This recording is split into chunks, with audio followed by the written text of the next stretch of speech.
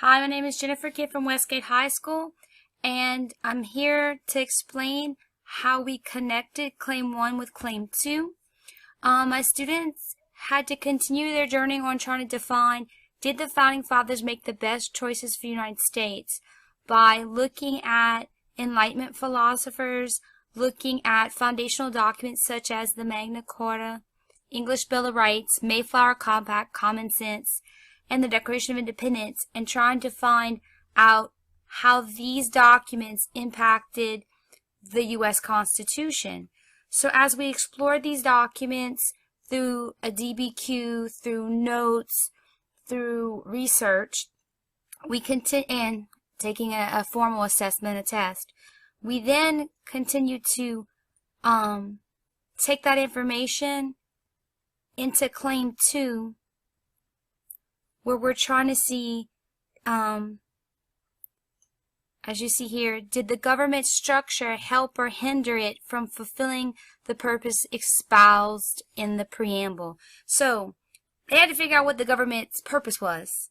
They had to figure out what the government does and how these foundational documents gave us certain privileges and rights, how we took their great ideas from the Enlightenment philosophers in these documents and how we put them in U.S. Constitution. So you're going to see how my students went through some of the very rigorously dry documents to make some decisions, to make some connections.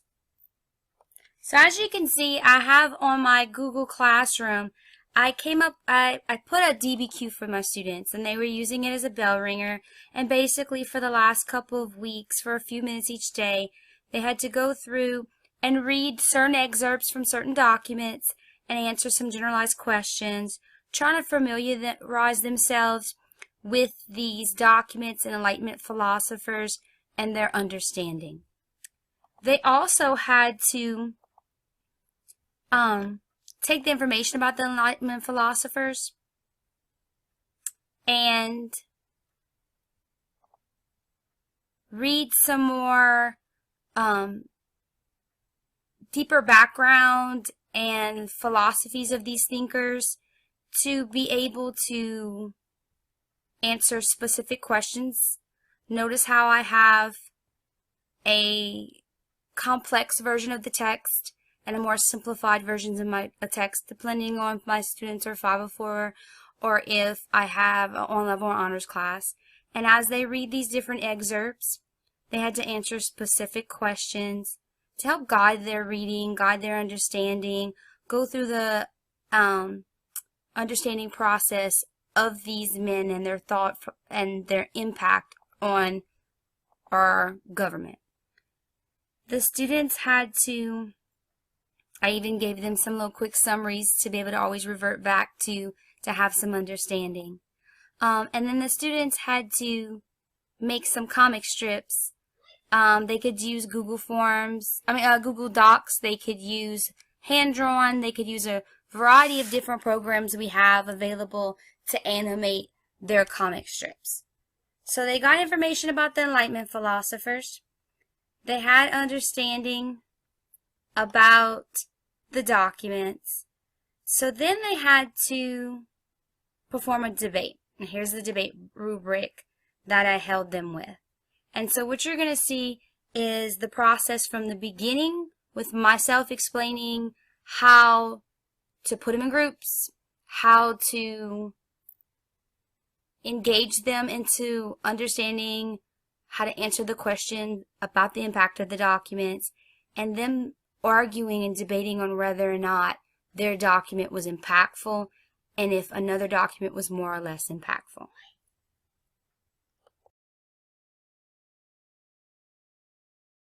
Alright guys, today we're going to continue on trying to find out, did the Founding Fathers make the best choice for the United States? And then we're going to also add on there, does the government structure help or hinder it from fulfilling the purposes espoused in the preamble? And that basically means stated in the preamble.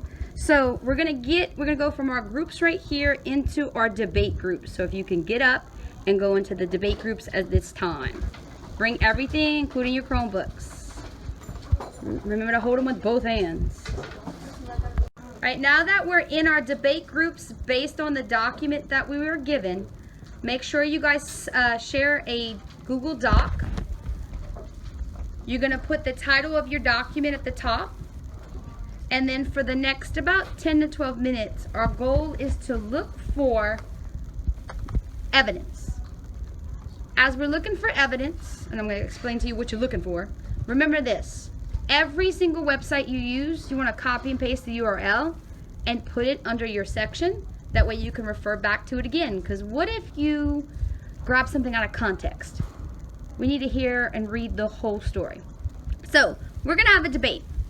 And the debate is going to be you and your team arguing why the document you have, number one, is the best document. And number two, why it most influenced the U.S. Constitution. Because remember, the end result of all this is we wrote the U.S. Constitution. And we stole something from all of these documents. Some aspects, okay? So we need to know how your document impacted the U.S. Constitution and why your document is the best. So we're looking for 3 pieces of evidence, and then you're going to argue with that evidence why your document is the best and how it influenced the U.S. Constitution. All right, so it's 1:32. We're going to check with each group after 10 minutes. Go. Difference between fact and fiction. You're saying what? It says in the movie National Treasure, Nicolas Cage's character claims that. Unfortunately, this is not the case. So did you learn anything about that? So it's not a fact. That's just telling you it's proven that there's no treasure map on the Declaration.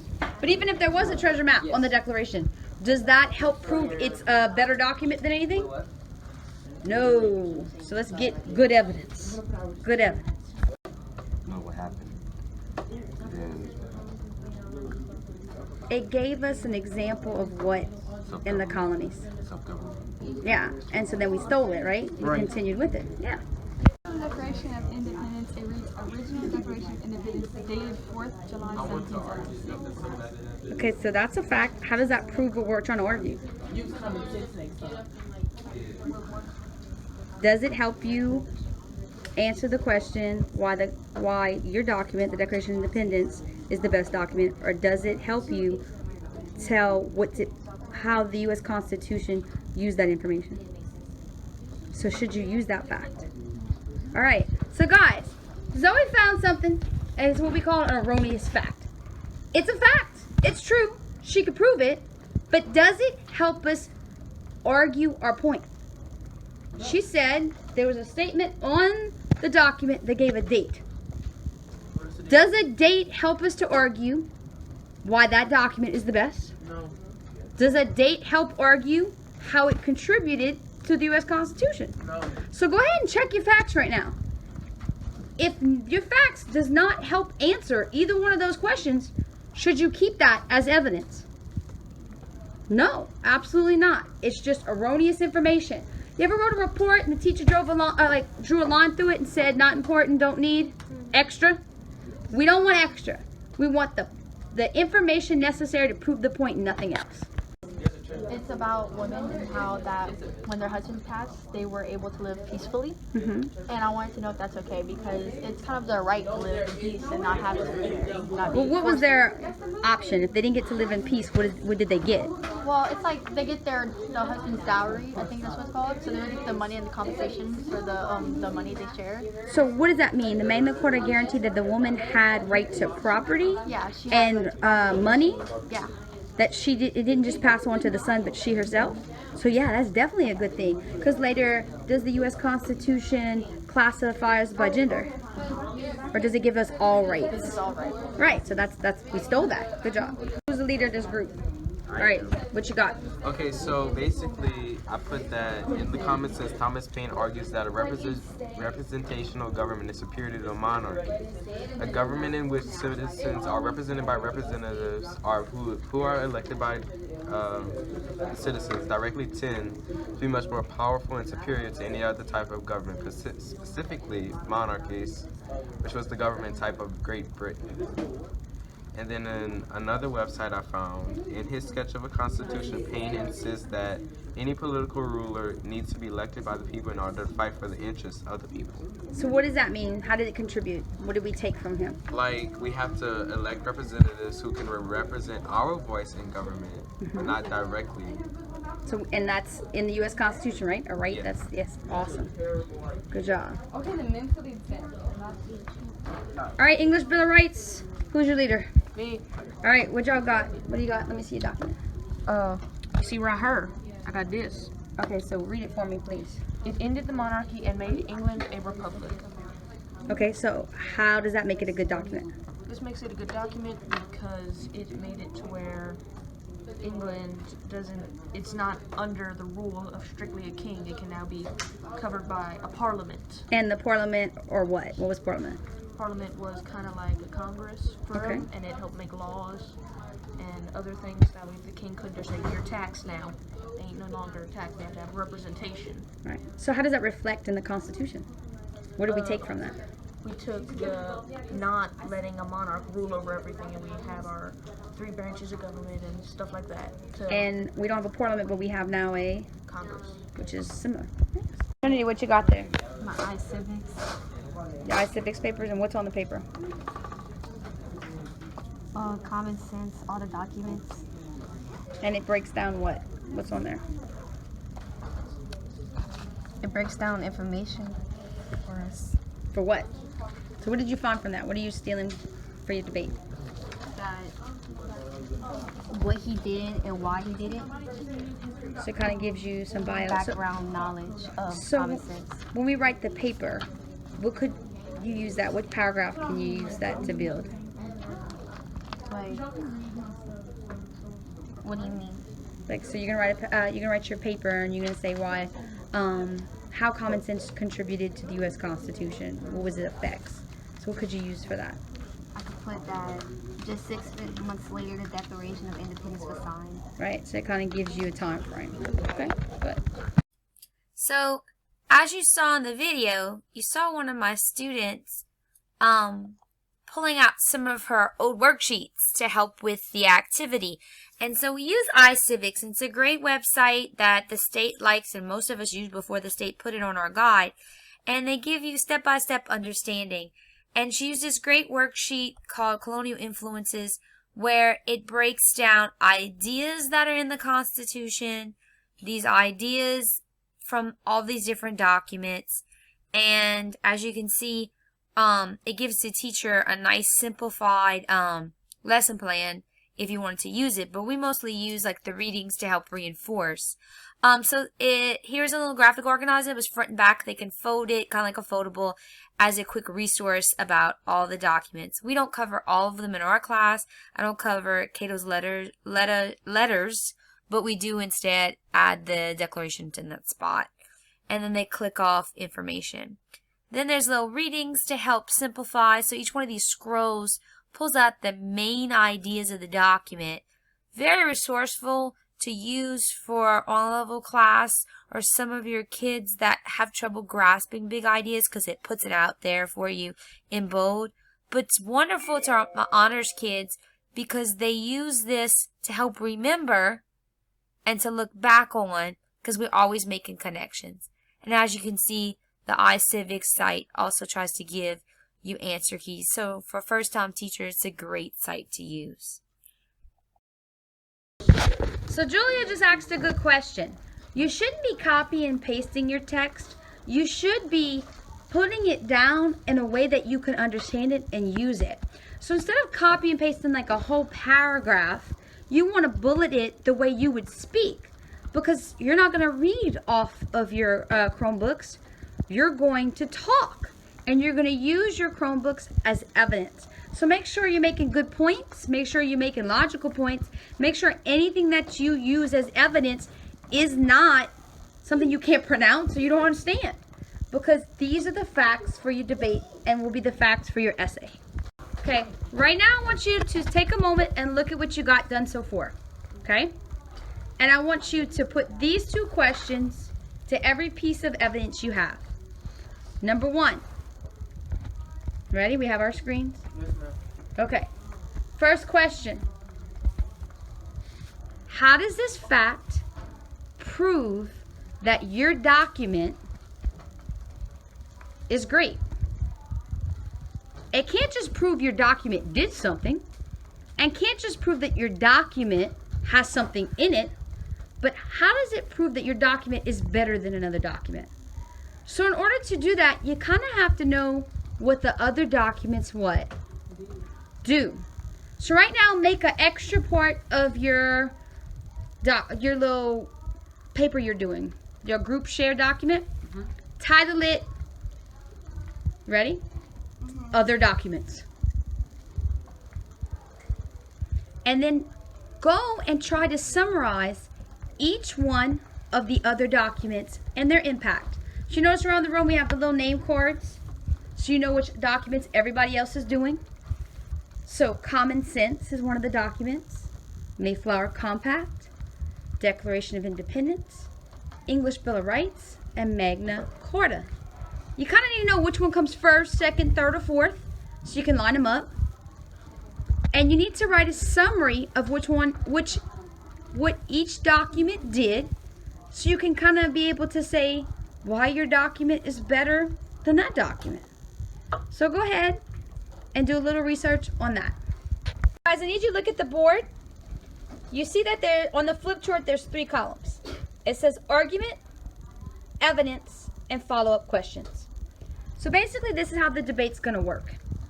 You guys are going to sit at this section. See right here? This is the debate table. And there's 2 extra chairs right here. These are the hot seats. You're going to bring your little name cards up and you're going to place them at each of their chairs. So when you walk in, I'm going to give you a time saying the debate starts at X amount of time. And you have to have a representative in those chairs by that time. If you don't, you lose points. So the purpose of the debate is, I'm going to give you a time frame. Maybe I'll say you have 20 minutes. I might say 25. To get as many tally marks as you can on the board as possible. Everybody from your group must come to the table. Whether they come to the original seat or they come to the hot seat within that amount of time. So let's say 20 minutes. If you don't, the whole class loses. Okay? The purpose is for you to get as many tally marks as possible within the time, and everybody has to participate. This is a grade. So tomorrow I'm going to give you the rubric on how I'm going to grade you, so you know what it is that you have to do when you come up to the table. And then tomorrow we'll decide what day we're going to do the debate. Now, this is a great review for your test, because we're going to go over all of the documents and how they impacted the colonists and how they impacted the United States, especially after the Articles of Confederation. Okay? So make sure that you follow all directions. Okay? Alright guys, today we're going to continue on with our Unit 2 claim. Does the government structure help or hinder it from fulfilling the purposes expounded in the preamble? So expounded in the preamble, which means set up and designed in the preamble. So we're about to switch from our regular groups into our debate group. So if you guys can get up, the nameplates are right there, so go grab them. And we're going to continue on with searching about the other documents to understand how they impacted society and were influencing the U.S. Constitution. So go ahead and grab. Hold the Chromebooks with both hands, people. And get your nameplate, please.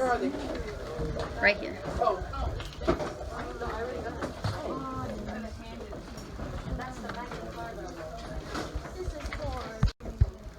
Alright guys, so the things you should have on your desk is your shared document with the evidence you collected and the evidence you're building on about the other documents. Your iCivics papers, that might help you out. You also have the blue Civics Today book that you can look in the index for to get you some information about it, and those are in all these blue books.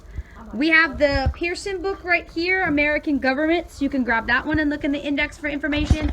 And then the We the People textbook right here on my desk if you would like some information. Remember, those are good sources because they know that students are going to read them. So they're teen friendly.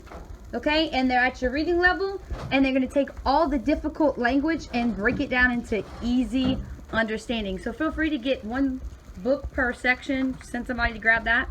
Also, you were not here yesterday, so they caught you up. Understand what to do?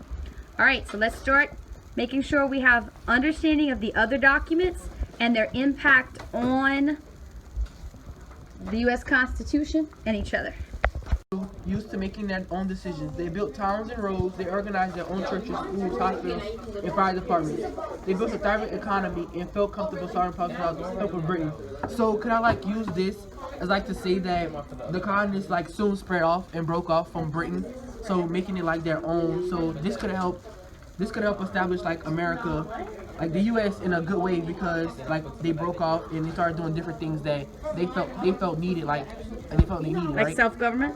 That's the word you're looking for? Yeah. Yeah, that's it. Common sense is neither common nor sense. Thanks, J-Ben. All that treason. Why you have to do it anonymously?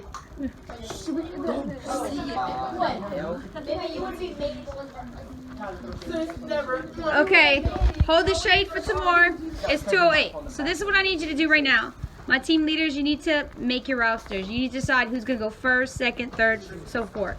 Remember that the person going first is your person that feels the least prepared or is your shyest speaker. So you had people absent or people who still don't understand. You want to make them first. The reason you want to make them first is because you want to have abundance of information that they can use to argue. And remember, when they come up to the hot seat debate, they will have their Chromebook and they will have their shared document. So you can highlight information if they can't find it to remind them, hey, look right here. This is what you should talk about. And y'all can swap roles if they get stuck. Okay, so right now, need to make that list. That should take you 2-3 minutes tops to decide who's going first, second, third. Go ahead and go. Yes. Do you want us to write it on the Chromebooks or? However y'all choose. Alright, so I can write on here? You can even write it on y'all little cords. Okay. You heard? You can write it on your name cords if you want. Your document name cords, you can put it on there. Alright guys, so we understand who's going first, second, or third, and I heard you guys ask some questions about this. So think of this as our congressional session. That's what we're having, a little hearing. And you're going to come up here and we're trying to prove something. So that page, that document's your evidence. Of course you can have it up there. You're going to refer to it. Remember the flip chart? We looked at the flip chart, and that's how you're going to be, how the class is all going to be arranged with, did you give us an argument? Did you give us evidence? Did you give us follow-up questions? So you want to have your documents in front of you. You can choose to use the Chromebook. You can choose to use Post-it notes. You could choose to use index cards or just a sheet of paper. Now, some people asked if you should have a script. By script, I hope you don't mean you're going to read it like it's a play. You should have your 3 pieces of evidence and your argument kind of jutted down. But you can have also extra stuff. And yes, you can feed people information when they're at the debate table. Alright guys, this is what I want you to do. I want each person at the table to read through their facts. You're going to start your facts by saying the name of your document. So the Mayflower Compact is the best document because, and state your fact. And the team members that are not reading, you're going to try to argue with them. Make sure they're solid in their evidence. Listen to all of their facts. Y'all decide if that person needs to keep them, if they're really facts. Do they have an argument? Does the evidence make sense? Are they justifying why that document led to the U.S. Constitution? Does it even matter? Like what they're saying, is it erroneous? Is it just extra facts that don't make sense? So right now, go through each person's, kind of like this is like your rough draft of it, okay? And it's going to be your job whether or not to take the criticism. And when in doubt, you should raise your hand and call me over so we can make sure everybody's straight. Any questions? All right, let's see it. All right, guys. At 12:25, I expect one person from each group to be in the seat so we could start. Okay, so if the English Bill of Rights was supposed to, like, you know, limit the powers of the king, how did they get to that point where they had to fight for freedom? You're asking me.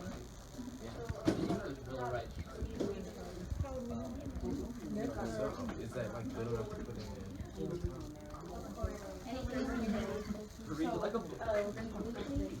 Okay, we're going to start the debate, and after I explain these instructions, I will no longer talk, okay? So, you guys have 25 minutes for everyone to come up to the debate and state their round. We have our extra seat right here, and that's our hot seat. And you may come in, ask a question, give a comment, help give some evidence. That counts as you talking. We have such a small class this session that everybody should be able to have their round in their place. If you get stuck as team members, feel free to come in, tag out, but then it's going to be the responsibility of the person to come back in on another round. Does that make sense? Yes, ma'am. So by, we can say 12, by 12:52, we should have everybody have talked. Okay, now we have our tally board up here. I will take away points if you make fallacies. I will take away points if you have false reasoning. I'll take away points if you're talking. And the only way you guys can get your credit recovery points, your extra additional bonus points, is if everybody comes up and you make your tally marks in that time period. Make sense? Yes. So can we like talk right here? Okay. But you can't be distracting. Okay. And you got to pay attention to your person because you're like the coaches. All right, ready? So one of you starts, and you start it with, my document is this, is the greatest because, or something along the lines of that. And then you have the option to challenge him, or then just move on to your document and state your piece. Our document, the Magna Carta, is the best document because it was made in 1215. That means it's the first one out of all of this. And it's been used as a base for a ton of other documents in history. The Mayflower Compact, English Bill of Rights, Common Sense, and more. The Magna Carta introduced the idea that not even higher powers are above the law. It states the king shall follow the will of the great council, and the king shall not raise or levy taxes on his own accord. My document is Common Sense, and it basically was a pamphlet written for colonists to persuade themselves to be set free from Britain and not make the same mistake they did when being empowered by Britain. Yeah, I get to see. Oh, no, you didn't see. Can I ask, where does it show equality? What about blacks and whites? What equalities do they have? But what equalities did they have with whites? But this is Can you speak up, please? colored as Some, like the trees. one of some of them. I thought it was everybody. Because they held like everybody in the world.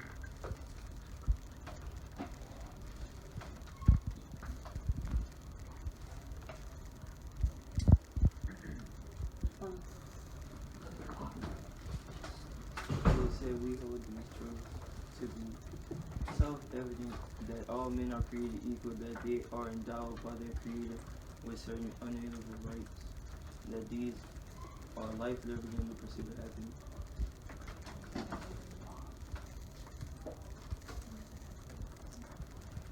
You just repeated yourself. So what does that have to do with? And it also states that the principles on which our government and our identity as Americans are based.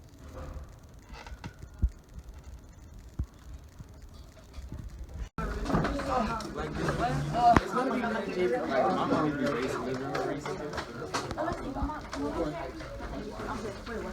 Best because it was a sort of rebel towards not only the king but the government as a whole, and it raised rebel voices on how they believed the king was breaking rules. And basically the king used customary rules to justify his own position, and the Magna Carta was initially more of a piece of propaganda justifying the rebel because then a piece of constitutional law, and it was spread out and copied separately. I feel as if my document, Common Sense, was the best because it gave an easier breakdown of everything that was going on, because a lot of people back then were not highly educated like people are now. So I feel it's an easier breakdown to get more people influenced on what was going on. I feel like our document is the best, the Mayflower Compact, because it provided the citizens with inalienable rights that were meant to provide equality to all of them. And it established self-government, which was good because the citizens basically had all control over themselves without having the king rule their everyday life. And it also declared independence from England, and that was also good because the pilgrims wanted religious freedom, which they couldn't get in England. I have a question for that. Isn't like the Mayflower? Okay. Sorry again. Wasn't the Mayflower Compact more like a, I guess, bootleg, for lack of a better word, since we originally established a council, and that's what the Mayflower Compact was doing, right? It was setting up a representative government for the new colonies that were going towards the world. So I have a question for you. Listening. Didn't that only establish a small government and not for the whole 13 colonies? Explain again. I didn't understand your question. I'm sorry. I'm listening. Didn't it establish a small government, not the whole 13 colonies, so they would isolate it themselves? For the 13 colonies, right? Mayflower Compact. The Mayflower Compact. That's what it did. I don't understand the question. I'm sorry. I still don't. Didn't it set a small government for a certain group of people, not all 13 colonies? I mean, that's whenever they were going over there. So that's basically the only people they had over there. Am I wrong? No. I am wrong? That was for the Pilgrims, right? Yeah, Jamestown, you had the House of Burgess. Yeah. Yeah. Okay, but also, the Magna Carta also states that, so the king must have a royal council to help him decide his decisions, so the royal council must give him authority. And ours came out in 1215. When did yours come out? 1689, but we polished off yours. Again, we're like a 2.0 version of it. So without ours, you wouldn't have necessarily, like our document was the first to change history. Right. Yours came after it, so everything you have in your document, it like stemmed from ours. Apparently there was something wrong with it though. We had to There's always clean something it wrong up. with the first thing. I mean, obviously, you never succeed the first time. Right, then we made it better. Ours is better than y'all. Can you prove that? Sure. We added the freedom of speech, freedom to vote for whoever you wanted. Did y'all have that whenever y'all released it? No, but that's because that idea wasn't necessarily thought of at the time, because you didn't just think of the whole spectrum at first. You think of piece by piece. Right, then we added pieces that were better than the win a checker original game. one. You have to go piece by piece. So everyone's document here is stemmed from our first idea. You've all grown from our document. Gotta go. I understand what you're saying, like how like they had independence, but at the same time they actually didn't have independence, because the way that we see independence now is different from the way that they see independence then. Like independence now to us is like being able to do things that you feel like are necessary, like me wearing a different shirt, or like, you know, that's independence. But back then, independence to them meant like they were free. They were breaking off from things that they had no control over. They had no control over the king being this big mighty person that had all the power in the world. Like to them, that's what it seemed like, but that's not true at all. I understand. Independence to freedom. No, because it's not the same. Okay, but you're saying independence is like, so what do you describe independence? Okay, independence to me is... Stand up at the table.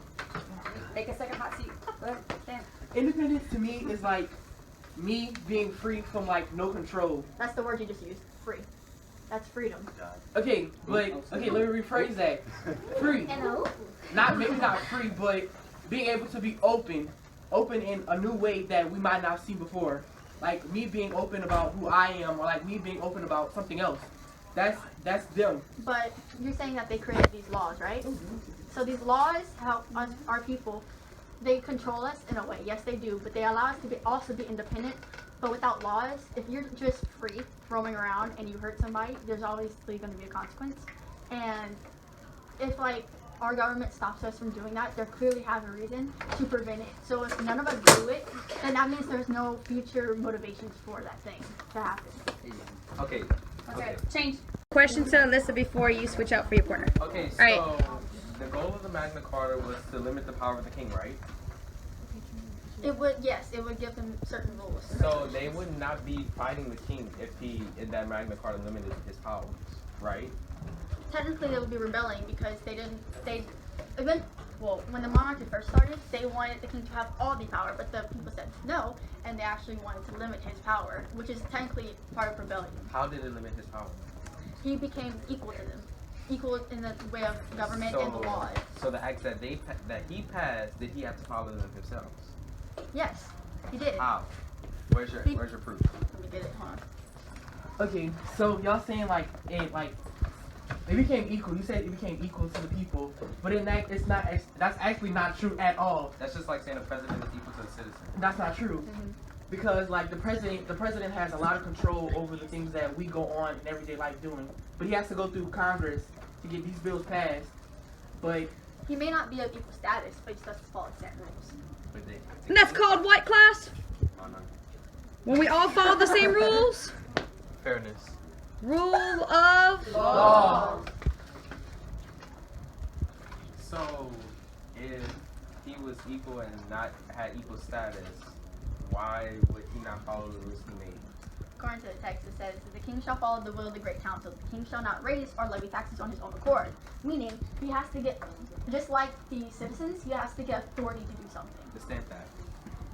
Taxes on paper. Taxes on newspaper. Did he have to follow? Right. Verify. Simplify it. Stamp Act. Taxes on anything paper, newspaper. What time did that happen?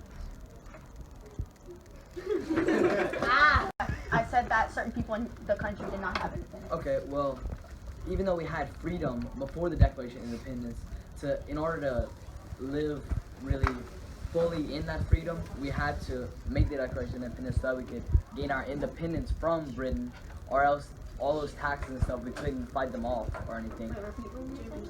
We keep on talking about freedoms and stuff, but did your document actually give freedoms? It gave opportunities. Give me some examples. So, okay, for example, a woman whose husband had passed would have the freedom to choose whether or not she would remarry or take her dowry and live peacefully on her own. Did it protect these rights? Because whenever the English Bill of Rights came out, they were actually the first one. Can you read that quote, please? Which one? The fourth one. Yours? Mine, yeah. The English Bill of Rights encouraged a form of government where the rights and liberties of individuals were protected. We were the original one to protect these rights that they had gotten. Whenever y'all had it, I guess, whenever they instituted their document, these weren't actually protected. They were more of just there and not enforced. But doesn't your document educate them? On what? Educate them on what? Limiting powers. Wouldn't you agree that they were educated in that Declaration of Independence about their freedom? So shouldn't your document be educating them about limiting their powers? You can't actually say that their powers was limited. No, David, come back. Come back. You can't say that their power that they did come before all of those things, and it gave all of those theories about freedoms and stuff like that. So it gave the the rich people freedoms, right? Okay, that is the first fact of freedom that they ever had. Jacob, I'm gonna agree with you real quick because it did happen like that. But at the time being, our brain, like our thoughts didn't expand that far to help people that way. Okay, let me say this. But If he doesn't do the job right and we hire Lauren doesn't do the job right, they hire me. I'm common sense. Magna Carta, document, common sense. Oh, dang. Are you going to do the job right? I learned something from that. The Magna Carta was relevant at the time, just like Alyssa said. But it wasn't it was very relevant at the time. It wasn't relevant for the But we fixed the mistakes before y'all. Oh, let's hear Joe. Go ahead, tell us why. We fixed all the mistakes before y'all because we came before all y'all. We still they took rights from us, such as the First Amendment. What was the purpose of this debate? To see which document influenced the Constitution. Did it influence the Constitution 500 years later? Did it? Everything in the English Bill of Rights came from the Constitution. No, wait. Not What do you everything. mean by you came before us? Everything would be a fallacy, right? Something from the Magna Carta actually came. Some things from the Magna Carta went to the English Bill of Rights first of all, And the Constitution. Yes, and the Constitution and all of those other documents because we came first. We came first. We were the only ones that presented the first thing of freedom. We were the first document to present freedom as it was relevant. This debate is about the document that influenced the Constitution the most. 500 years later, you said it's not relevant until now. Okay, but here's my thing. Even though we came first and we were 500 years in the past, you built off of us. And then they built off on you, which means you built off of us, How and many so did pieces they. did we build off of? How many pieces of that The whole document? thing, basically, because without our entire document, you would have started with nothing. Common Sense had branched off of y'all. But before Common Sense branched off of you, they had all those acts. And if you're saying that the king had to go through all these different things to make these acts, whenever he made the Stamp Act and taxed the colonists, he did that with no trouble. No one stopped him. He had no authority above him. So if that was the most important thing that they needed at that time, Right. and that was the best thing for them. And that is our exact reason why ours was relevant in that time period. But listen, that is the exact same reason. And it was for that group of people, not for anybody else. It was for that best thing. That was the best that they could do. Our document focused on all the colonists struggling with the same issue from the same king. But it was the first constitution in the United States, though. Okay. It was the first constitution in the United States, though. Constitution for that. No, that's a false fact. That's a false fact. Whenever the Mayflower Compact was written, it was not the United States. Oh yeah. It was 13. 13 colonies. What you got there, Tommy?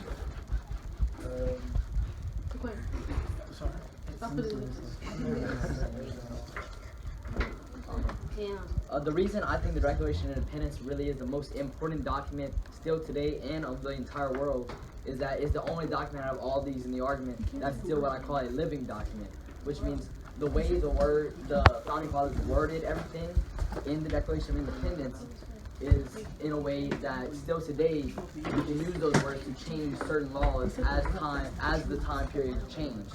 So for example, how there's a quote in the Declaration of Independence that says that among these are life, liberty, and the pursuit of happiness, talking about their rights.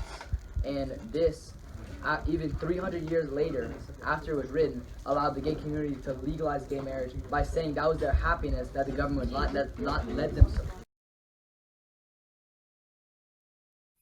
As you can see, my students were shy at first. In that first round of debate, they were very limited to what they called their script, the evidence and argument that they came up, that they practiced, and that they could deliver and understand. As the students got more comfortable and as the rounds changed, you can see the more dominant voice in stepping up. This is a great tool. This debate called the hot seat is a great tool to be able to check your students' understanding. You could see who got it and who didn't. And in fact, that hot seat where you could come in, throw some information, and walk away is very empowering for some of the students, because maybe when it's their turn to speak, whatever they wanted to say had already been said, or they're not very sure of themselves. But if they can walk up to that chair, state their piece, and walk away, it gives them a level of confidence. The whole debate is actually an oral paper. I've been doing hot seat debates for a while in my class, and whether it was on level or honors, I've always found that students were very engaged. The goal as a class, they have to get to a certain number. You guys didn't get to see me make my tally marks too much on the screen because I was videoing, but basically I give the class a goal. I will say if you get 30 tally marks in 20 minutes and everyone speaks in the debate, then you guys get 2 bonus questions on your test, meaning if they answered those questions correctly on the test, it'll count for 2 questions that maybe they didn't do so well on. The debate's a lot of work for just 2 questions, but the kids get a big kick out of it. It's a nice incentive and reward. It also doesn't allow them to have an out. Everyone has to participate. When they get to arrange their little setups and rousters, it allows for them to admit their strengths and weaknesses. And as you saw, one of my students was absent within the process, so she went first round because it allowed for her to be better prepared and no one defeated her argument yet. I normally have class sizes of 30-33. This is a very regular group that I have this semester. And so when I have bigger groups, I put more students in the document groups, and I will oftentimes, after the first round is done, hand over the board pen, have them making the tally marks and erasing away, and then I'm going and coaching and make sure that everybody is staying on task. And the students are probably more hardcore with the point system than I am. They're erasing away the second someone's speaking, and they're pointing out the fallacies. So we had to work with the English department in order to explain what good argument is. And being that I taught English for 10 years, I have that background to be able to integrate and back up the English department here at Westgate. And so my students hear common language between between English and social studies, and they feel comfortable with it. As you see on the screen right now, this is my spring semester, and I had to give them a little bit more information and direction when they did their research. I made them actually write it out on a poster as they were researching, and I also had them hang the poster up as they were then typing their individual arguments so they wouldn't repeat, and they also had the poster up during their actual writing part of the analysis. So after the debate, the students are expected to do a document analysis. So here on the screen you see for my current group right here, I have a whole bunch of sites and sources for them to use depending on their document. I have their rubric on how their paper that they're going to write will be graded and how I would like it to be broken down. I also have a video on here to show them how to go through this process. My students appreciate this.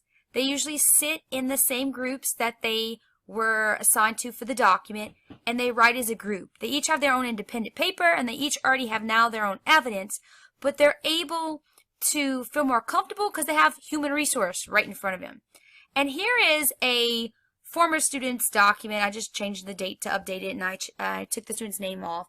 But you can kind of see what the expectation is at the end of all of this. They're writing a paper. It's in line with their English class. They're citing sources. And their last paragraphs or so is making the connections to the U.S. Constitution. This is a normal paper. It might not be the best example. It's not the worst example. It's a starting point for these kids with such dry information.